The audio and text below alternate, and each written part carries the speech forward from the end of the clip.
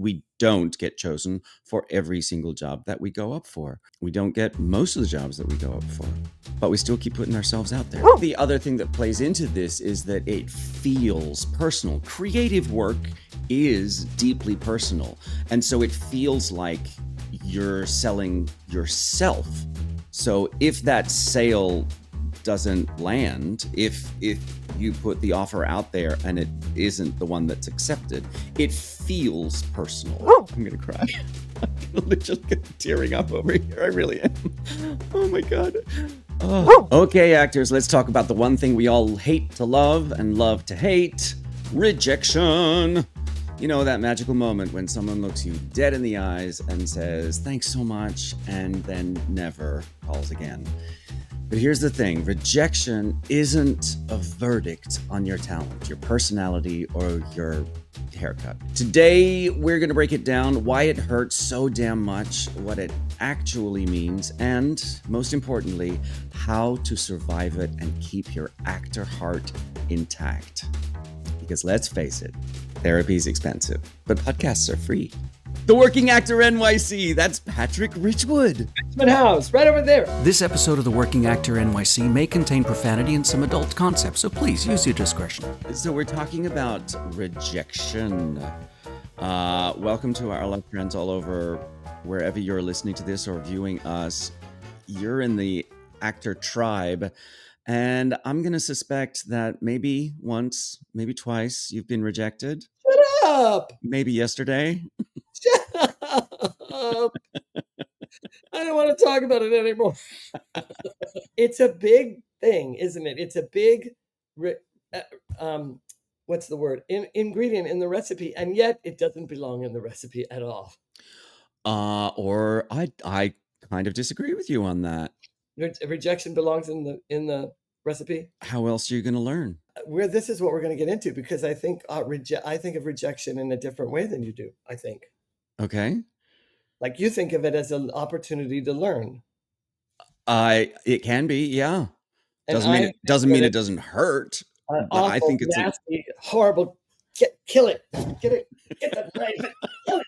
Dead till it doesn't exist anymore. Very nice.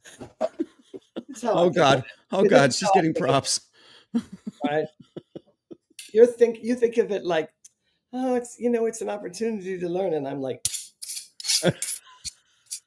oh my God, so violent. No, violent. I don't. Rejection hurts. I mean, it hurts. It doesn't matter whether you see it as an opportunity to learn. That's the very, Zen, everything is perfect way of looking at it, but it still hurts. But it is part of what we do. I mean, we don't get chosen for every single job that we go up for. We don't get most of the jobs that we go up for, but we still keep putting ourselves out there. Yeah, the truth is rejection. What I was getting at in a silly way is that rejection is a loaded sort of a word for a lot of people. Didn't get the job is different than being rejected. I have a friend who goes up for stuff all the time. He must have 4 or 5 auditions a day for television stuff. I'm not kidding. He stacks up. I've done this 19 times and I haven't gotten a job in any of those, you know what I mean? And it's turning into this great big rejection trauma. They're not occurring for him as separate anymore. They're starting to pile up. Right. Like I mean, it is rarely just one no, right? Oh, yeah, right. You don't get, hey, listen, that was great. And it's a no this time. You don't get that. Maybe you were their favorite, but for a bunch of reasons, they couldn't pick you. Well, that's the other thing. In the audition room, there's so much that is outside of your control. The look, the age, the vibe, somebody else with a bigger following than you, somebody who's more recognizable in the industry than you. And it's not that you didn't do a good job. I mean, what's the first thing any actor we know goes to, or almost any actor we know goes to? Either it's, those fuckers, I'm never going to get seen by them. They're never going to, it's a score, like it's become a pile up, or it's, I must have done something wrong. Why can't I get it right? What's wrong with me? Well, I think the other thing that plays into this is that it feels personal. Creative work is deeply personal. And so it feels like you're selling yourself. So if that sale doesn't land, if you put the offer out there and it isn't the one that's accepted, it feels personal. Totally. And also create, like, for instance, again, with my friend who has to become vulnerable and be somebody in this deeply, Traumatized emotional state. it's hard to to send yourself out there and then receive nothing back. No, not only not a job, but not a word. Not And any that's the feedback. nature of our business. And that's, I think, the number one reason why we interpret it as rejection. I think the sort of the summary is that it feels personal, but it's rarely about you. That's how come I feel like rejection is an interesting thing, because it's not rejection. It just feels like rejection. That's It's the not like thing. somebody saying, I'm not going to be with you anymore. I'm not in love with you anymore. I don't want you in my life. Right.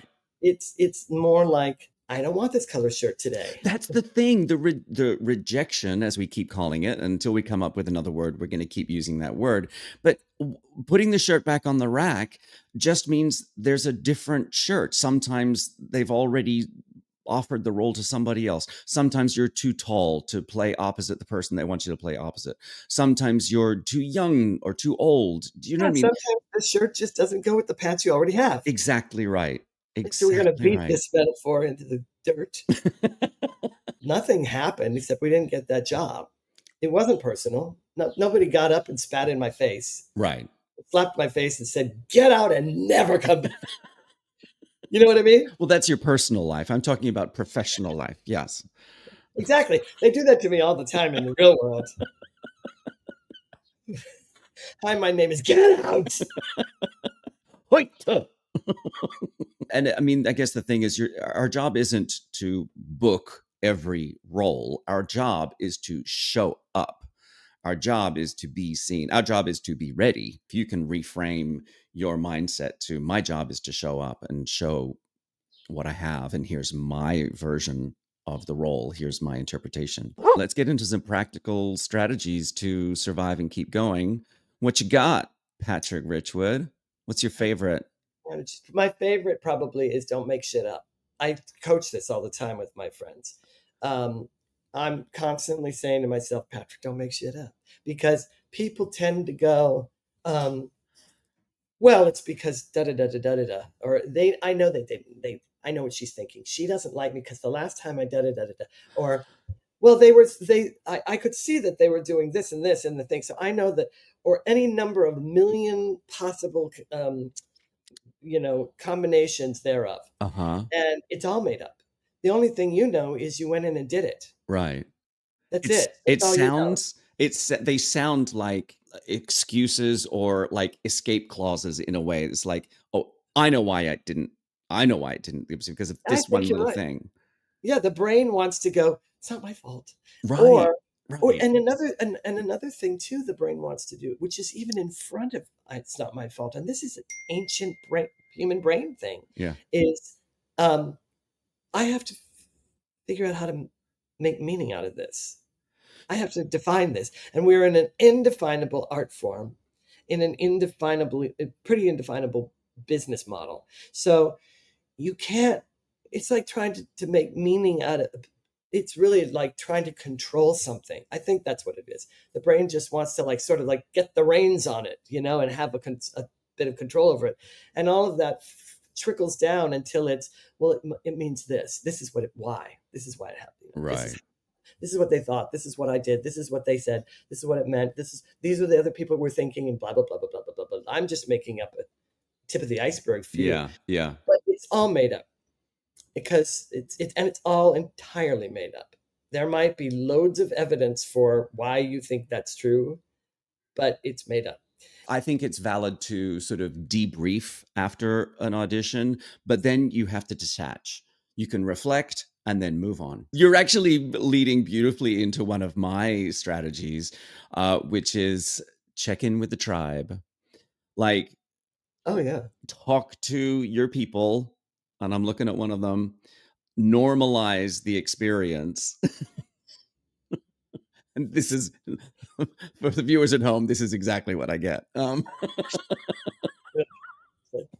But normalize the experience, talk about it, check in with your tribe, because get your cheerleader behind you. I think that can be super helpful. That Well, helps for me. yeah, because they'll wake up your inner cheerleader. Right. I mean, I guess And not and everybody. oftentimes you just need the reminder that, right, I'm fucking awesome. That's Yeah, right. Or you're right. I put a lot of preparation into this and it still didn't go my way, not because I'm bad and wrong and broken, but because I'm up against a soap star with, better name recognition than me or whatever. Do you know what I'm saying? Like but the bottom line is you're Benjamin fucking I'm House. Benjamin fucking House. You're Patrick fucking Richwood. Right. And that is a big, that is what emerges when you stop, when you can't When come you back. stop making shit up, you You get kind of come back to back the to, well, reality of well, okay, I'm in neutral. So what? Oh, that's right. I'm Patrick fucking Richwood. right. So I can, And I think that the tribe, the community can really help you with that. that's right. And That's if right. look, this is the perfect opportunity. If you're listening to this or watching this video and getting value from it, please remember to like and share this with someone you think could use some community. Yeah. Also, please subscribe to our channel if you're watching this on YouTube, and if you're listening to us on a podcast, please like, rate, and review wherever you happen to be. Yeah, because then we'll become millionaires. Oh, is that what happens? Buy books and stuff. So All yes, right. get your tribe, because then people like Benjamin will say to me, "You're Patrick fucking Richwood," and people like me will say to Benjamin, "Yes, I am." All right. What's your next strategy for surviving and keeping going? Know your triggers. Know your triggers. Okay. Talk more. So many times I'm triggered by something that had nothing to do with the thing I think it is. Like in terms of, like I get an audition, I prepare and I prepare, I don't hear anything back. Yeah. That is a trigger I already have, which is I hate not being heard. Like I hate not being heard, gotten. Huh. And that's nothing but an old dumb old psychological trigger for, but no, I know it. Right. Doesn't stop it from happening, but you know it. It does stop it from happening over time. It actually does wear it down until it's not a Uh-huh. knee-jerk default thing anymore. I mean, Okay. and you Yeah. know that. You've seen that with in your life. If you feed it, it'll grow. But if you just see it, it might not, it might lose its hold. And one of the things I've noticed is that when I know my triggers, I don't necessarily have to be triggered by that thing. And that eliminates a big reaction response. That's So what yeah, that's what I recognize, is that you get to catch it before right. it opens up the back of the truck and dumps all the garbage on you. The next strategy I was going to offer was celebrate showing up. Each audition is a win. You did it. That's the thing. And Yeah. celebrate that. The Yeah. opportunity, the moment. You did do the preparation. You did get there. You did show them your best. Yeah. You won. That's it. Yeah. Congratulations. Yeah, and it's true. And I just had an experience recently that really illustrates that, where I was in New Mexico Uh-huh. looking after my aunt who had been in the hospital, and it was so intense. Her husband had just died. There was a million things, Yeah. and it was an intense situation, and I was really the only person there to help. So I was looking after all this stuff, and in the midst of it, I got an audition for self-tape. And I wanted with all my heart to say, "Fuck you, world! There's I can't, too much. Yeah. too much going on." Yeah, and I thought, well, I don't have to do all that. I could just say, "Oh, I have to pass," right? But Right. then I thought, I don't. I need. What's the thing that does give me sustenance when I'm struggling? Uh-huh. My work. What's the thing that empowers me when I feel disempowered? My work. What's the thing that makes me feel like I have something to say in the world, or have made some sort of an impact in the world when I feel completely, like swallowed up by the circumstances? My work. Right.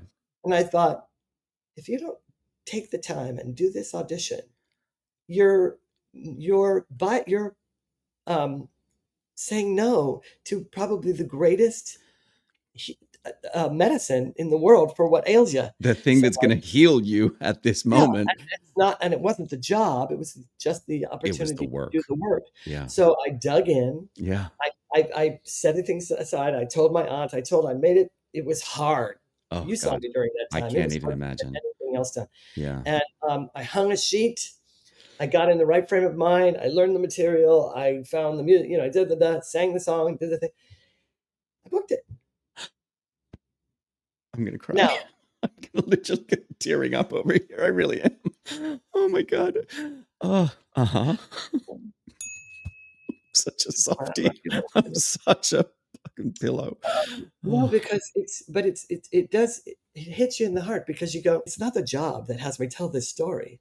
It's that I realized, oh, that's what is so not, it's like you said, celebrate the audition because it's your celebrate work. showing up. Yeah. Celebrate showing up to do your work. Yeah. Everybody should And you, as you just demonstrated, that's what heals you. yeah. It's never not worth it. You Right. just never know. Right. You also never know. So even if you're like, it's not worth it to do my best, I don't have it in me. I can't drum it up, which may be the case. I mean, there are times when people can't drum it up. Well, you immediately made me think, know your triggers, but yeah. Yeah. Yeah. Well, there you go. That's one of your triggers? Well, I mean, no, but just also know yourself. Like, know, recognize when your body is saying, I recently, said no to an audition for, in the middle of tech. Made the timing of when the audition came in and when the submission was due made me feel like I was already third or fourth choice. So like that put me in a frame of mind. And I had no problem with that, saying, you know what? Not this one. I'm okay saying no. It's Yeah. okay turning this down. Like, know yourself. Like, Yeah. there wasn't going to be an opportunity for me to put forth in the world my best work. And there were things that made me feel like this wasn't the project for me. Know Yeah. yourself. If that's how Right. you feel, that is legitimate. That's how Yeah. you That's both feel. sides of the same message. Yeah. Yeah. Yeah. That's right. All right. What if you got another strategy? Well, what's your, you didn't throw one in there. Did you? Oh yeah, you did. Yeah, that's right. That's how we got here. Celebrating showing up. Who am I? Who are you? Where am I? Whose kitchen is this? Welcome back. Yeah. Sorry, I was lost in your eyes. Keep hold of the context. We kind of touched on that, Keep but hold of the context. this sidles up alongside your one you just said. This is like Robin to your Batman, which is you. There's a context for why you're doing this. What is it? So, and you said one time a very empowering context for you. What is that? Somewhere out there, there's a little queer person, right? Right. Going, could I do that? Right. Right? Can see themselves in what I'm doing. Yeah. Yeah.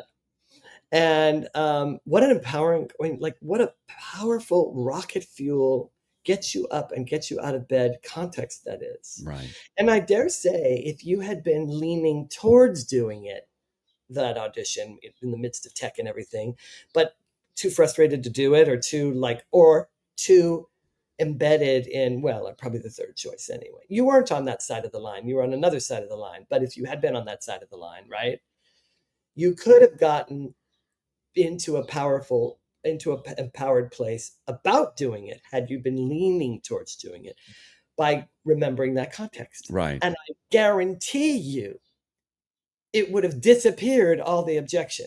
Yeah, if I had been able to place that audition within a larger context of, oh, this is actually going to help me get towards my deeper life purpose of Yeah. helping other people, then yes, it would absolutely have made me put aside my feelings of being fourth choice, put aside my feelings of it's tech, there's way too much going on and I don't have time.